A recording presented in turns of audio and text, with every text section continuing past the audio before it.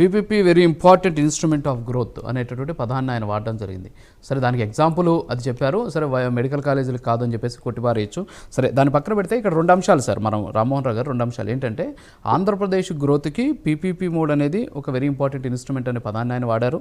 At the same time ఆంధ్రప్రదేశ్లో పెట్టుబడులకు అవసరమైనటువంటి అనువైనటువంటి అవకాశాలు ఉన్నాయి ఇక్కడ.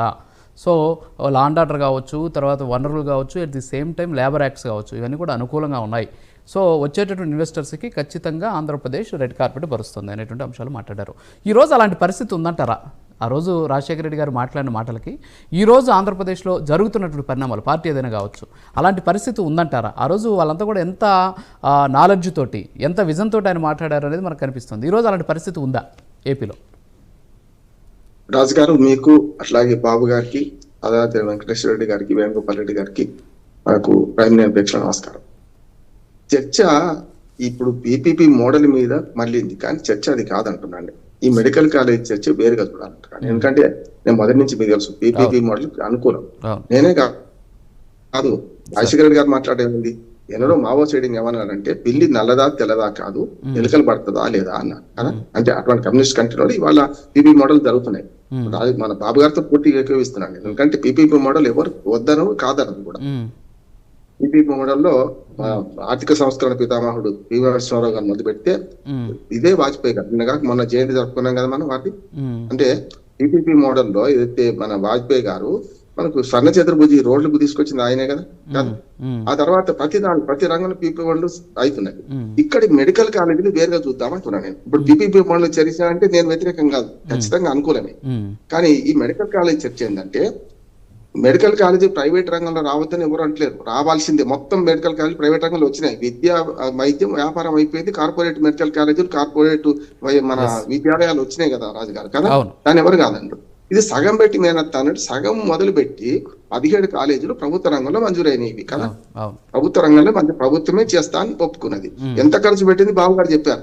కానీ నేనేమంటున్నానంటే, మొత్తం 17 కాలేజీలలో 7 కాలేజీలు పూర్తయినాయి కదా. కొంత మీరు అన్నట్టు 2-3 కాలేజీల విషయంలో డబ్బులు బాకీ ఉన్నారు కాదంటే, ఈ 7 కాలేజీలకు కలిపి 1400 కోట్లే ఖర్చు పెట్టినరా? అంటే మన లెక్కలు కూడా నేను ప్రభుత్వాన్ని ఏమడుతున్నానంటే, ఒక శ్వేతపత్రం విడుదల చేయండి. ఇప్పటిదాకా ఈ ప్రభుత్వ మెడికల్ కాలేజీలు 17లో ఎంత ఖర్చు ప్రభుత్వం పెట్టింది, ఏ రకం ప్రభుత్వం పెట్టింది, ప్రైవేట్ రాలే కదా ఇప్పటిదాకా. అయితే మిగతా 9 కాలేజీలు కానీ 10 కాలేజీలు కానీ చేయడానికి ఎంత ఖర్చు అవుతుంది? 5,000 కోట్ల నుంచి 6,000 కోట్లు. మీరు 6 అన్నారు, 5 అని వాళ్ళు అంటున్నారు. 5-6,000 కోట్లు అవుతాయి. ఈ 6,000 కోట్లు పెట్టేవాడు, ఇప్పుడు ఒక సామెత ఉంది రాజు గారు, వరదల్లో ఒక షెట్టి కొట్టుకపోతున్నారు. షెట్టి గారు ఎందుకు కొట్టుకపోతున్నారు, ఎవరు రక్షిస్తలేరు అని ఒక కొత్త ఆయన నాలాంటి వాడు అడిగిందట. అయ్యా, షెట్టి గారికి ఏ లాభం లేకుండా కొట్టుకపోడు, దానికి ఏదో లాభం ఉండొచ్చు అన్నారట.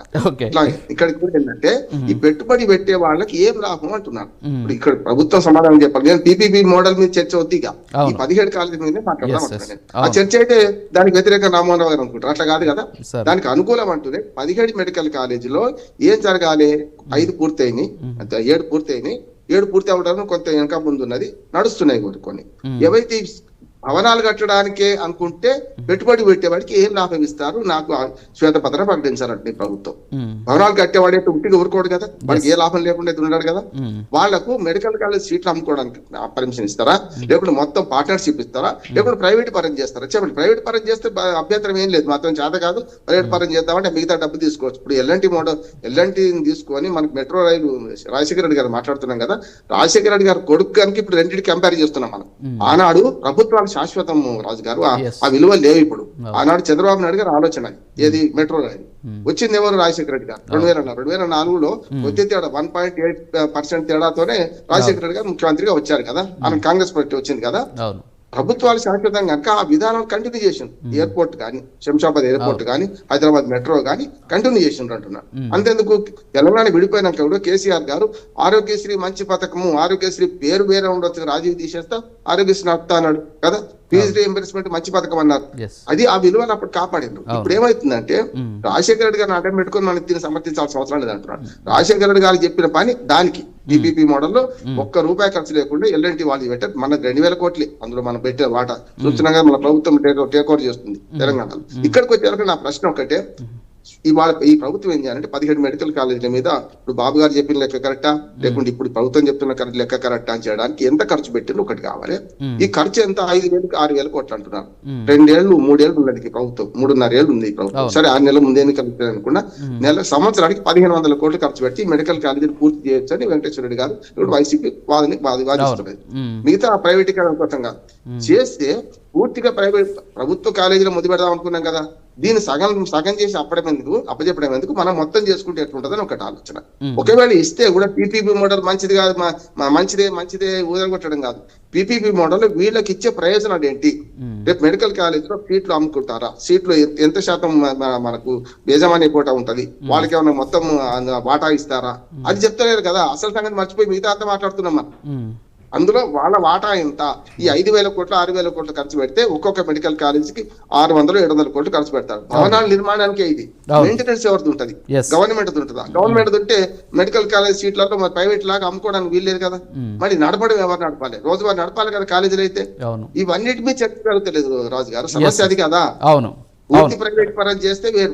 చెప్తున్నాను కదా, 17 మెడికల్ కాలేజీలు మంజూరైన జీవో చూసిన ప్రకారం అయితే ప్రభుత్వ రంగంలో మెడికల్ కాలేజీ తెస్తామన్నారు. జిల్లాకు మెడికల్ కాలేజీ కావాలి, ఇంకా తక్కువనే ఉండే వరకు చెప్పారండి. తెలంగాణలో అద్భుతంగా మీకు మెడికల్ కాలేజీలు వచ్చేసినాయి కదా, జిల్లాకు ఒక మెడికల్ కాలేజ్ 38 వరకు ఇచ్చారు సార్ అక్కడ తెలంగాణలో 38 మెడికల్ కాలేజీలు.